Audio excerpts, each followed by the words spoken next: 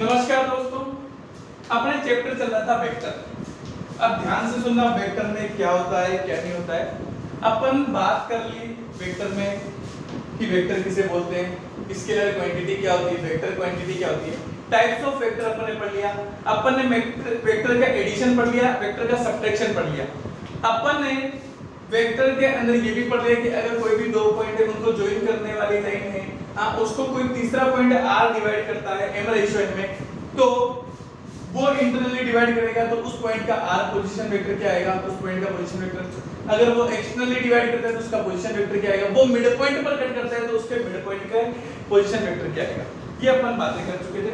अब नेक्स्ट बात करेंगे अपन प्यारे बच्चों, प्रोडक्ट ऑफ वेक्टर। किसकी बात करेंगे?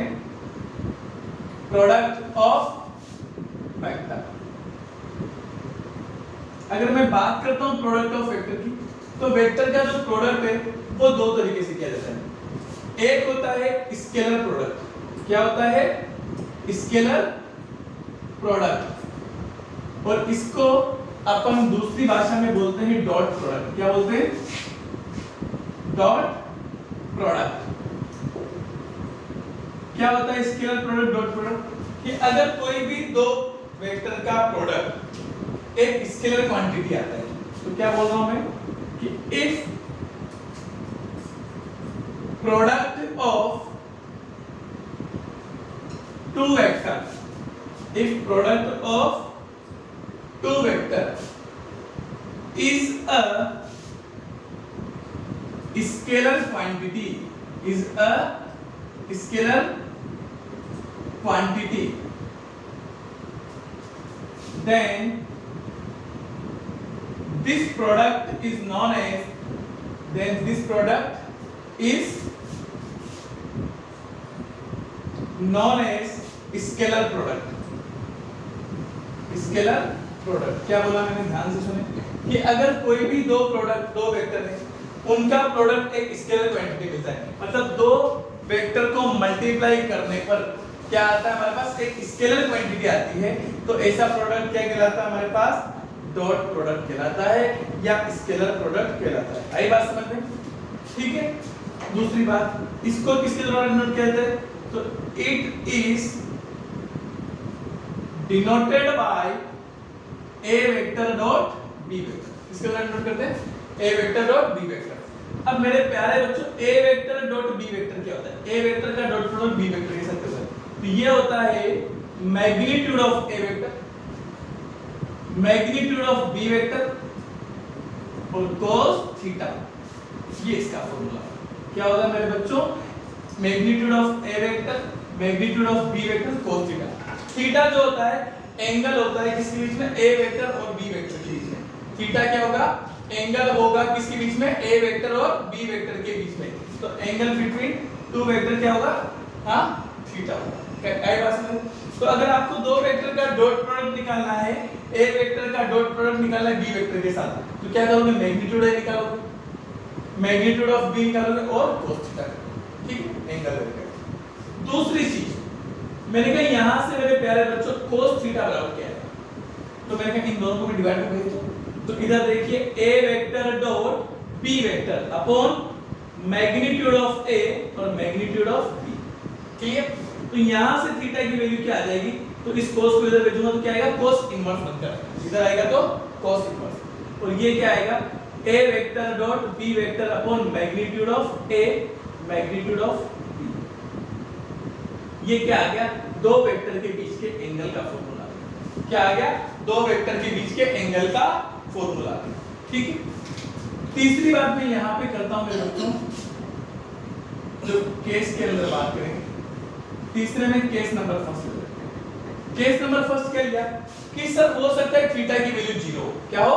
थीटा की वैल्यू, मतलब दोनों वेक्टर के बीच में जो एंगल आए वो कितने डिग्री का बने? 0। अब दो वेक्टर के बीच में एंगल 0 कब होगा? जब a वेक्टर किसके पैरेलल आ जाए? b वेक्टर के पैरेलल आ जाए। a वेक्टर किसके पैरेलल आ जाए?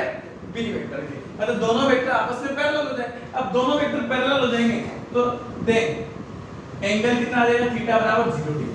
अगर दो वेक्टर क्या हो जाएंगे? पैरेलल हो जाएंगे, तो उनके बीच में बनने वाला एंगल कितना आ जाएगा? 0 डिग्री। तो मैं यहाँ पे cos थीटा की जगह क्या रखूंगा? 0 डिग्री रखूंगा। तो मेरे पास क्या आएगा A vector dot B vector बराबर, तो ये magnitude of A magnitude of B, और cos 0 की वैल्यू कितनी होती है 1, यहाँ क्या रखूंगा cos 0 डिग्री, तो ये आएगा हमारे पास a vector dot b vector बराबर magnitude of a magnitude of b। आई बात समझ में? बिल्कुल ध्यान रखना ये सारे पॉइंट कि दो वेक्टर के अगर पैरेलल हो तो उनका डॉट प्रोडक्ट क्या आता है magnitude of a into magnitude of b। तीसरे के बाद चौथा पॉइंट, इसको केस नंबर सेकंड में डालेंगे अपन कि अगर a वेक्टर परपेंडिकुलर हो b वेक्टर के, a वेक्टर परपेंडिकुलर हो b वेक्टर, परपेंडिकुलर का मतलब क्या हुआ कि दोनों के बीच में बनने वाला एंगल कितना होगा 90 डिग्री, देन थीटा इक्वल कितना आएगा 90 डिग्री, दोनों के बीच में कितने डिग्री का एंगल बनेगा 90 डिग्री का एंगल बनेगा। अब 90 डिग्री का बनेगा तो a vector dot b vector बराबर magnitude of a magnitude of b cos of 90 degree, cos 90 की वैल्यू कितनी होती है 0, तो यहां से क्या आ जाएगा a vector dot b vector cos 90 की वैल्यू 0, 0 को किसी से मल्टीप्लाई करेंगे क्या आएगा 0। तो अगर दो वेक्टर एक दूसरे के परपेंडिकुलर है तो दोनों के बीच में बनने वाला एंगल हमेशा कितना आता है, हाँ दोनों के बीच में बनने वाला एंगल कितना आता है 90 डिग्री, और दोनों का डॉट प्रोडक्ट कितना आएगा 0। तो दो वेक्टर परपेंडिकुलर होंगे अगर उनका डॉट प्रोडक्ट क्या आ जाए मेरे प्यारे बच्चों 0 आ जाए। ठीक है, अगली बात करते हैं अपन नेक्स्ट, अगली अपन बात करते हैं 5th नंबर का। 5th नंबर के पॉइंट में केस नंबर 3 केस नंबर 3 में मैंने लिया थीटा बराबर कितना ले लो मेरे प्यारे बच्चों 180 डिग्री, थीटा की वैल्यू कितनी ले लो 180 डिग्री। दोनों वेक्टर आज भी क्या होंगे पैरेलल होंगे, लेकिन डायरेक्शन क्या होगी अपोजिट, क्योंकि देखो एक वेक्टर इधर जाएगा a वेक्टर, दूसरा वेक्टर किधर जाएगा इधर जाएगा b वेक्टर, दोनों पैरेलल तो लेकिन दोनों के बीच में एंगल कितना बनेगा 180, क्योंकि एक इधर जा रहा है एक इधर जा रहा है, दोनों के बीच का एंगल 180 डिग्री। अगर 180 हो जाएगा तो cos 180 डिग्री की वैल्यू कितनी होती है -1, तो उस केस में a vector dot b vector कितना आएगा, तो magnitude of a magnitude of b और cos 180 की वैल्यू -1, तो माइनस क्या आ जाएगा बाहर आ जाएगा, तो ये आ गया हमारे पास a डॉट। क्लियर बात समझ में? हाँ खेल समझ में आया और काम की बात। तो यहाँ से अपन और इंपॉर्टेंट बात करते हैं जिसको अपन नोट पॉइंट के अंदर डालेंगे, क्या डालेंगे नोट में सबसे पहला नोट क्या है कि a vector dot b vector हमेशा बराबर होता है किसके b वेक्टर डॉट a, दो वेक्टर का डॉट प्रोडक्ट, किसकी बात कर रहा हूं a vector dot b vector हमेशा बराबर होता है b vector dot a vector के। क्लियर बात समझ में कि दो वेक्टर हैं उनका डॉट प्रोडक्ट है। अगली बात है, अगर मैं बात करूं a वेक्टर का डॉट प्रोडक्ट निकाल रहा हूं a के साथ, a वेक्टर का डॉट प्रोडक्ट निकाल रहा हूं किसके साथ a के साथ, तो वो क्या आएगा मैग्नीट्यूड ऑफ a वेक्टर का होल स्क्वायर है। क्या आएगा मैग्नीट्यूड ऑफ a का होल स्क्वायर। कैसे आएगा देखो, क्योंकि यहाँ b की जगह भी क्या रख दिया a, तो यहाँ क्या आएगा magnitude of a magnitude of cos 90 की cos 0 की वैल्यू 0, क्योंकि दोनों पैरेलल होंगे, तो मैग्नीट्यूड है क्या हो गया मैग्नीट्यूड ऑफ a का स्क्वायर हुआ। क्या हुआ मैग्नीट्यूड ऑफ a का स्क्वायर। ये पॉइंट याद रखने भाई। तीसरी बात, तीसरा कि अगर i कैप का डॉट प्रोडक्ट निकालता हूं i कैप के साथ, या j कैप का डॉट प्रोडक्ट निकालता हूं किसके साथ j कैप के साथ, i कैप किसकी डायरेक्शन को बताता है x एक्सिस की, j कैप किसकी डायरेक्शन को बताता है y एक्सिस की, और या k कैप का डॉट निकालता हूं k कैप के साथ, तो हमेशा कितना आता है i कैप का i कैप के साथ, j कैप का j कैप के साथ, k कैप का k कैप के साथ, डॉट प्रोडक्ट कितना आएगा हमेशा 1 आएगा। और चौथा पॉइंट हमारे पास नोट के अंदर है कि अगर i कैप का डॉट निकालता हूं मैं j कैप के साथ, या j कैप का डॉट निकालता हूं मैं k कैप के साथ, या फिर मैं k कैप का डॉट निकालता हूं i कैप के साथ, मतलब x एक्सिस का डॉट प्रोडक्ट निकालता हूं मैं y एक्सिस के साथ, तो दोनों कैसी है परपेंडिकुलर, और परपेंडिकुलर है तो दो परपेंडिकुलर वेक्टर का डॉट कितना आता है 0 आता है, तो ये हमेशा क्या आएंगे 0, क्योंकि तीनों अलग अलग एक्सिस से, एक x एक्सिस है एक y एक्सिस है और एक z एक्सिस है, तो किसी भी एक एक्सिस का दूसरी एक्सिस के साथ डॉट प्रोडक्ट निकालेंगे तो वो क्या आएगा मेरे प्यारे बच्चों 0 आएगा, क्योंकि हमारे पास कार्टेशियन प्लेन के अंदर तीनों एक्सिस एक दूसरे के क्या होती है परपेंडिकुलर होती है। बात क्लियर समझ में आया, खेल समझ में आया। हाँ कैसे अपने को निकालना है। तो स्केलर प्रोडक्ट समझ में आया कि अगर कोई भी दो वेक्टर है उनका डॉट प्रोडक्ट अगर 0 आता है तो डॉट प्रोडक्ट स्केलर क्वांटिटी आता है तो ऐसा प्रोडक्ट क्या कहलाएगा स्केलर प्रोडक्ट। इसको किसके दौरान डॉट करेंगे A vector dot B vector के द्वारा डॉट करेंगे। इसको किसके द्वारा डॉट रिप्रेजेंट करेंगे A vector dot B vector. A vector dot B vector बराबर क्या होगा magnitude of A magnitude of B cos theta. आगे बात समझ में क्लियर है। ये सारे पॉइंट याद रह जाएंगे फटाफट से एक बार इनको लिख लीजिए। लिखना है भाई ठीक है भाई। अब देखिए मेरे बात को ध्यान से डॉट प्रोडक्ट के अंदर और भी सारी बातें हैं। एक चीज आती है बच्चों प्रोजेक्शन की बात आती है क्या आती प्रोजेक्शन की। अब प्रोजेक्शन का मतलब आप जानते होंगे अपने अगर दैनिक जीवन में अपन किसका बहुत यूज करते हैं हाँ छाया जिसको बोलते हो आप अपनी खुद की भी छाया गिरती और उसी को तो आप इंग्लिश में प्रोजेक्शन बोलते हो। मैं तो हिंदी मीडियम पढ़ा हूँ मैं तो कम समझता हूँ शायद तुम ज्यादा अच्छे से समझते हो। तो प्रोजेक्शन के बारे में जानते हैं कि कोई ना कोई प्रोजेक्शन गिरता है ठीक है। अब प्रोजेक्शन की भी बात समझते हैं और बहुत इंपॉर्टेंट है भाई ठीक है। यहां से बात को सीखना है हमें। जैसे कि मेरे को कहा गया कि प्रोजेक्शन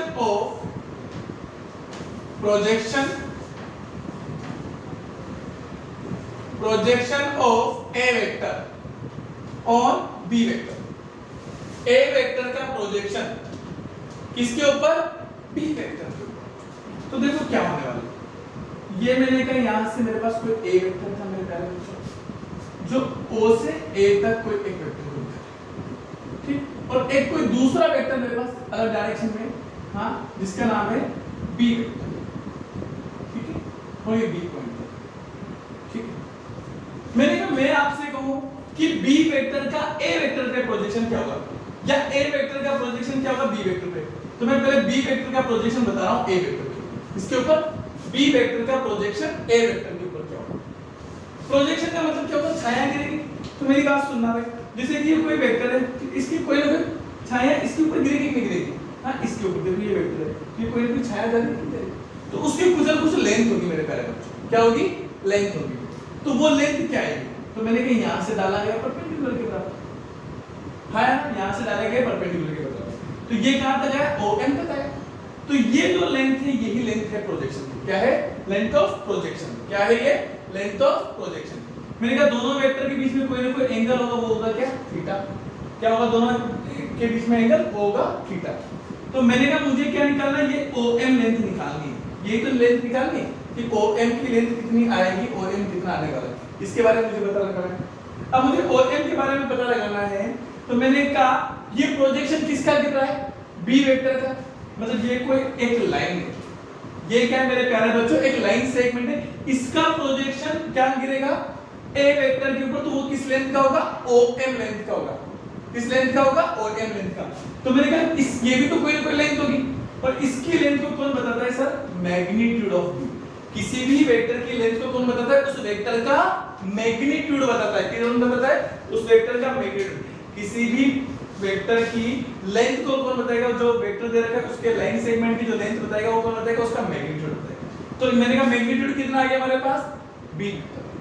अब मैंने कहा b का मैग्नीट्यूड ही आ गया हमारे पास है ना ये इसकी लेंथ आ गई OB। अब इसका प्रोजेक्शन गिरेगा OM। तो मैंने कहा मुझे ये लेंथ चाहिए OM।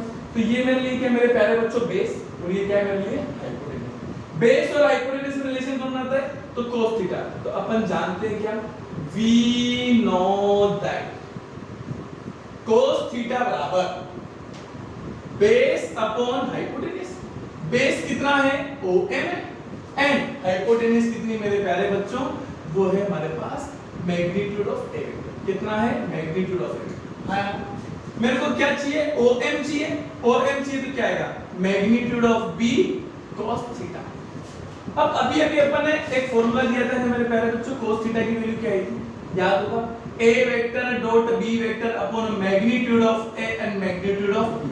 हां तो मैंने कहा ना पुरानी चीजें याद होगी तो नई चीज समझ में आएगी। तो मैंने कहा यहां से OM बराबर क्या आ जाएगा मैग्नीट्यूड ऑफ b और ये क्या है a vector dot b vector upon magnitude of a magnitude of b। Magnitude b से मैग्नीट्यूड b कट गया तो ये OM कितना आ गया मेरे प्यारे बच्चों, A vector dot B vector upon magnitude of B। ठीक है, और ये OM क्या था, ये प्रोजेक्शन की लेंथ थी किसके ऊपर, A वेक्टर के ऊपर। तो क्या आया हमारे पास, दैट इज मैं लिख सकता हूं कि projection of B vector on A vector, ये कितना आएगा, तो आप देखो जब भी A vector dot B vector upon magnitude of A, तो आप याद भी रख सकते हो, इसको याद रखने का तरीका भी हम आपको सिखा सकते हैं कि जब भी B वेक्टर का प्रोजेक्शन A वेक्टर पे गिरेगा, तो जिस वेक्टर के ऊपर प्रोजेक्शन गिरेगा वो उसका मैग्नीट्यूड कहां आएगा, नीचे। जिसके ऊपर प्रोजेक्शन गिरेगा उसका मैग्नीट्यूड कहां आएगा, नीचे आएगा। दुनिया वाले आपको रटाते हैं, लेकिन मैंने पहले आपको कॉन्सेप्ट समझाया है मेरे प्यारे बच्चों, कैसे क्या है, कॉन्सेप्ट समझाया। ठीक है, तो projection of B vector on A vector, जिस वेक्टर के ऊपर आप प्रोजेक्शन निकाल रहे हो, हां जिसके ऊपर आप प्रोजेक्शन निकाल रहे हो वो कहां आएगा, उसका मैग्नीट्यूड नीचे आएगा। तो ये तो यहां B vector clear A vector. ठीक है, क्लियर बात समझ में, आसान है। अगर मैं आपसे पूछ रहा होता, समझना, मैं अगर आपसे पूछ रहा होता सेकंड पॉइंट कि प्रोजेक्शन ऑफ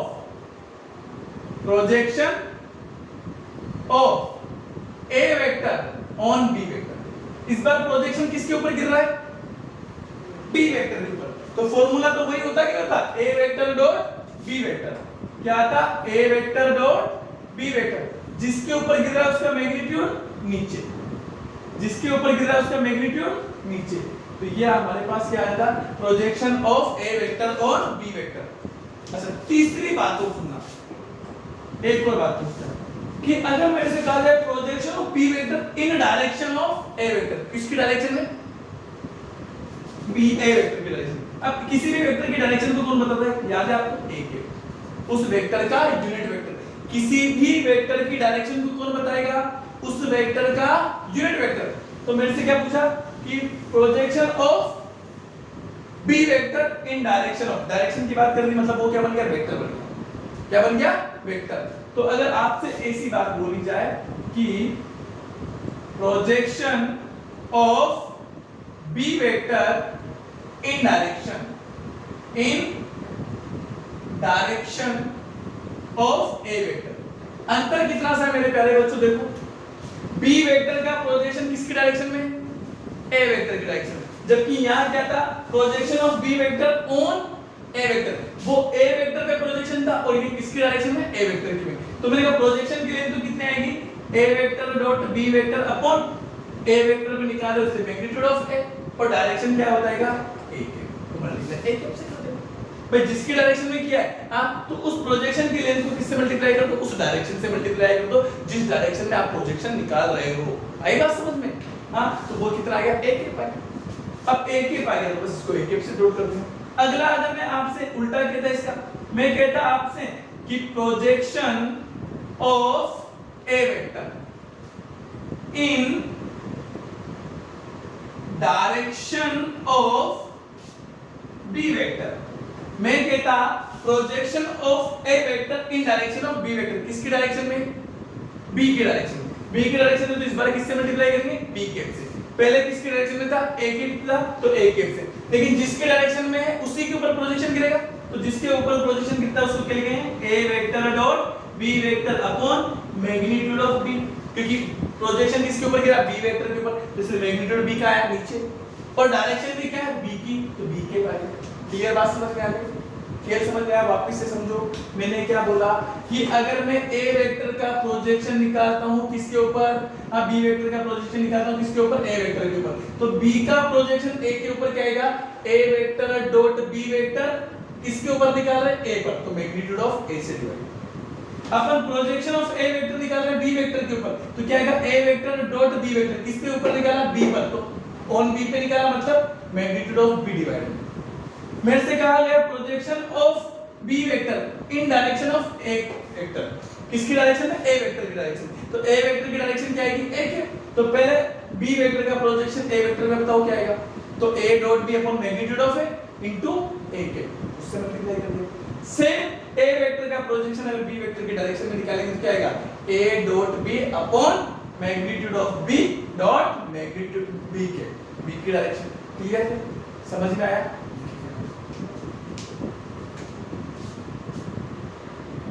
चलो भाई देखिए अब अपन एक्सरसाइज स्टार्ट करते हैं 10.3। क्या है एक्सरसाइज 10.3 के अंदर, इसकी बात करो। सर आपने वेक्टर भी डाल दिया। वेक्टर भी डाल दिया। कोई दिक्कत नहीं, वेक्टर डाल दो, वेक्टर तो जरूरी है।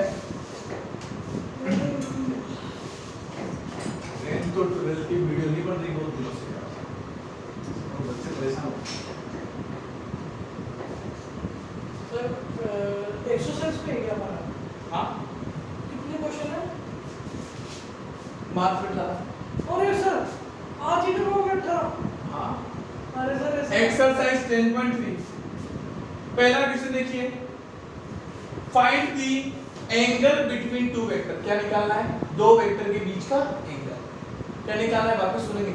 Find the angle between two vectors, A vector and B vector, with magnitude, जिनका मैग्नीट्यूड दे रखा है। तो ए वेक्टर का मैग्नीट्यूड कितना दे रखा है? मैग्नीट्यूड ऑफ ए वेक्टर बराबर √3 and magnitude of B vector बराबर 2, respectively having a vector dot b vector equal √6।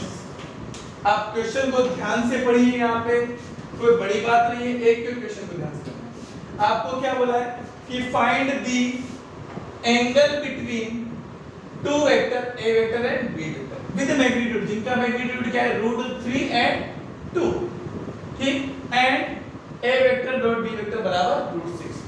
आप मुझे बताइए मेरे प्यारे बच्चों कि आप जानते हो क्या? वी नो दैट, अभी अपन ने पढ़ा cos थीटा बराबर क्या आया था? cos थीटा बराबर क्या आया था? a vector dot b vector upon magnitude of a और मैग्नीट्यूड ऑफ b। फॉर्मूला लिखा था, तो यहां से cos theta a vector dot b vector की वैल्यू कितनी? √6। आप a का मैग्नीट्यूड √3 इंटू b का मैग्नीट्यूड 2, ठीक है। यहां से देखिए मेरे प्यारे बच्चों, cos थीटा बराबर √6 को क्या लिख सकते हैं? तो 6 क्या होता है? 2 इंटू 3, तो 2 को एक बार अंडररूट में, एक बार अंडररूट के अंदर 3 अपॉन √3 अपने स्थान पर 2 को क्या लिख सकते हैं जरा बताइए? तो √2 इंटू √2 आया ना, ये √2 इंटू √2 कहता है। मैं गरीबों की तरह पढ़ा रहा हूं, √3 से √3, √2 से √2, तो यहां से कितना आ गया? cos थीटा बराबर 1/√2। अब आप मुझे बताइए मेरे प्यारे बच्चों, cos के अंदर 1/√2 कब आता है? cos के अंदर 1/√2 कब आता है? तो आप कहोगे 45 डिग्री पर, और 45 डिग्री को रेडियन में क्या बोलते हैं? π/4। तो cos थीटा बराबर क्या आएगा? cos π/4। आपको नहीं आता कि भाई डिग्री को रेडियन में कैसे कन्वर्ट करते हैं, तो घबराइए मत मेरे बच्चों। मैंने कहा देखिए ये किधर पे, मैंने कहा मान लो 45 डिग्री को किसमें करना है? रेडियन में। तो क्या कर दो, किसी भी चीज को रेडियन में कन्वर्ट करना है तो π/180 से गुणे करो। 45 से कितनी बार कटेगा? 4 टाइम, तो ये आ गया π/4। तो आपको हमेशा ये एंगल 40 कैसे लिखना है? रेडियन में लिखना है। तो देखो cos थीटा बराबर 1/√2 था, तो cos के अंदर कितना आता है? 1/√2 45 डिग्री, मतलब π/4। कंपेयर करेंगे तो थीटा बराबर कितना आएगा मेरे प्यारे बच्चों? π/4। ठीक है, आपसे यही पूछा था क्या? दोनों के बीच का एंगल। अगला क्वेश्चन देखेंगे सर